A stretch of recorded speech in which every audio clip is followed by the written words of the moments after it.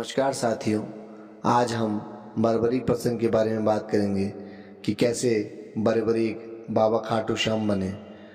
हम बात वहाँ से प्रारंभ करेंगे जहाँ से पांडवों को द्यूत की कीड़ा से सब कुछ हारकर वनवास जाना पड़ा। वनवास के दौरान महाबली भीम का विवाह हिडम्बा से हुआ। महाबली भीम और हिडम्बा का एक पुत्र हुआ, उसका नाम घटोत्कच था। ऐसा कहा जाता है कि घटोत्कच महाबली भीम से भी अधिक शक्तिशाली था। उसके पश्चात घटोत्कच और मौर्य के पुत्र हुआ। उसके घुंघराले बाल होने के कारण उसका नाम बर्बरीक रखा गया। यह सारी उक्त घटना महाभारत के ऐतिहासिक युद्ध से पहले की है।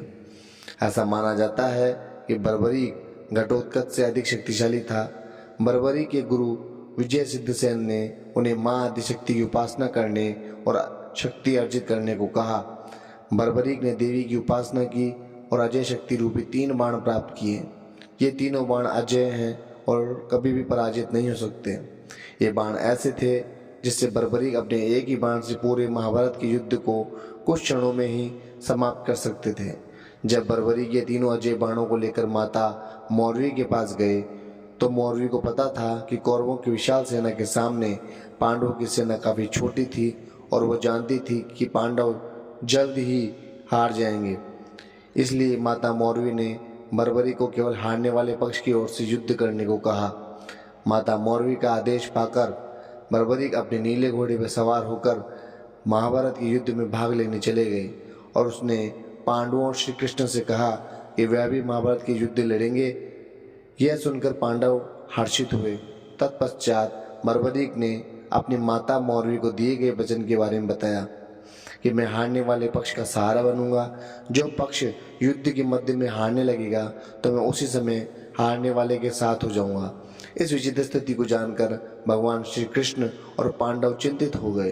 भगवान श्री कृष्ण ने बर्बरीक के अजय शक्ति का परीक्षण किया तो बर्बरीक ने श्री कृष्ण को कहा कि आप आदेश दीजिए कैसे मैं अपनी शक्ति का परिचय दे सकूं। श्री कृष्ण ने एक पेड़ की तरफ इशारा करते हुए कहा कि बर्बरीक तुम इस पेड़ के समस्त पत्तों में छेद करके बताओ। ऐसा कहते हुए श्री कृष्ण ने एक पत्ता अपने पैर के नीचे दबा लिया और देखा कि इस पत्ते में भी बर्बरीक का बाण छेद कर पाता है या नहीं। बर्बरीक ने एक बाण चलाया और देखते ही देखते उस बाण ने पेड़ के सारे पत्तों को भेद दिया और श्री कृष्ण ने अपने पैरों के नीचे जो दबा हुआ पत्ता था उसको उठाया। जैसे उसमें देखा तो वो पत्ता भी भीगा हुआ था। इस प्रकार इस दृश्य को देखकर भगवान श्री कृष्ण गंभीर चिंता में हो गए, क्योंकि बर्बरीक की माता मौर्वी को दिए गए वचन के अनुसार उसे हारने वाले पक्ष का महाभारत के युद्ध में साथ देना है और बर्बरीक इस अजय शक्ति के साथ महाभारत में युद्ध में भाग ले रही दोनों सेना को कुछ क्षणों में ही समाप्त कर देगा। इसलिए भगवान श्री कृष्ण ने बर्बरीक से उसका शीश मांग लिया। उसी समय बर्बरीक ने भगवान श्री कृष्ण को अपना शीश काट कर दे दिया।